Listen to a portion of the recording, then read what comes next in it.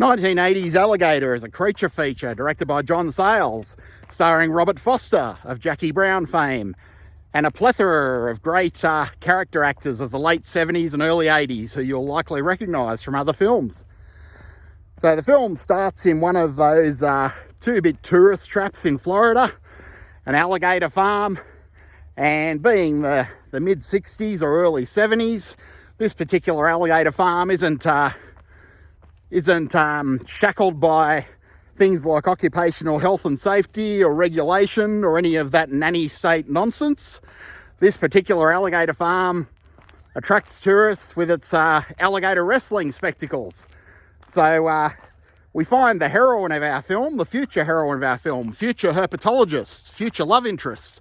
She's at this particular alligator park and enjoying a wonderful one-sided alligator wrestling match with her parents. So naturally she's delighted, as we all are, when the alligator quite literally gets the upper hand over the alligator wrestler and chomps on his arm, drags him into the water, and that's all she wrote. So she convinces her parents to buy her one of the live baby alligators that's also for sale at the alligator farm. Like I said, this was a 60s or 70s alligator farm, which was unencumbered by pesky things like wildlife protection or occupational health and safety or basics like I don't know, border rules about pests and things like that. So they buy her this baby alligator because these aren't exactly the parents of the year, and they return to their hometown of Chicago. Incidentally, also the hometown of the Griswolds, who also enjoyed the odd unusual tourist trap. So fast forward a few weeks and we find our parents of the year, our nominees for parents of the year, having a blissful domestic argument over something. I've seen this movie scores of times and I still can't figure out what they're actually arguing over. If you know, please let us know in the comments.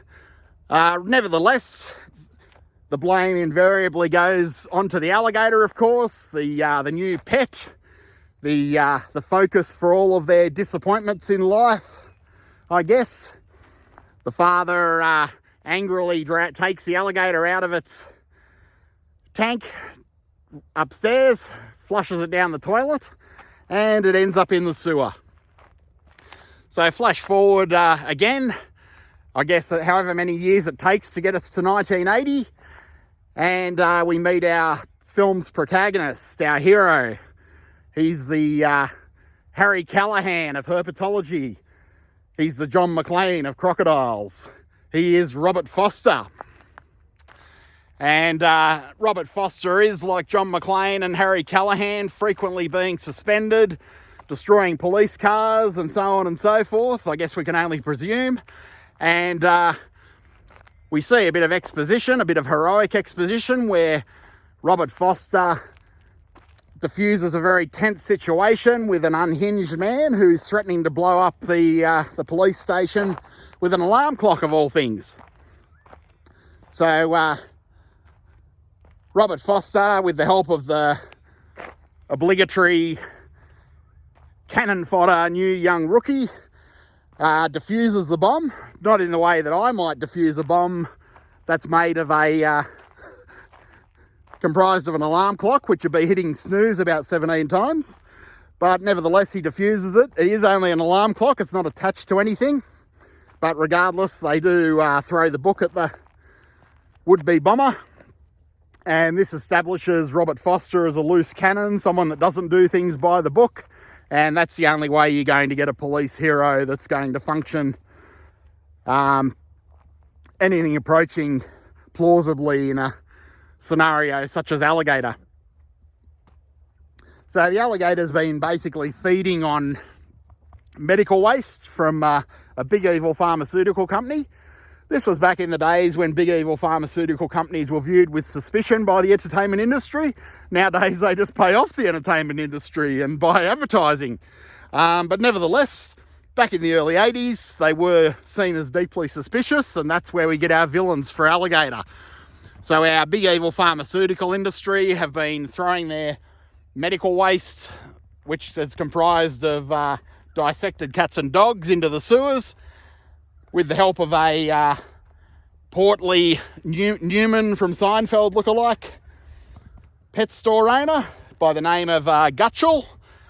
And they've been disposing of these cats and dogs in the sewer, and the former pet of our lead heroine, our lead herpetologist, lead love interest, has been chowing down on these particular cats and dogs and growing to an enormous size.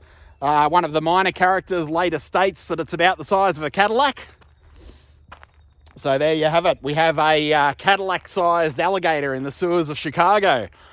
The movie is shot in Chicago. Clearly they couldn't afford whatever tax breaks New York were offering at the time, but Chicago must have come to the party.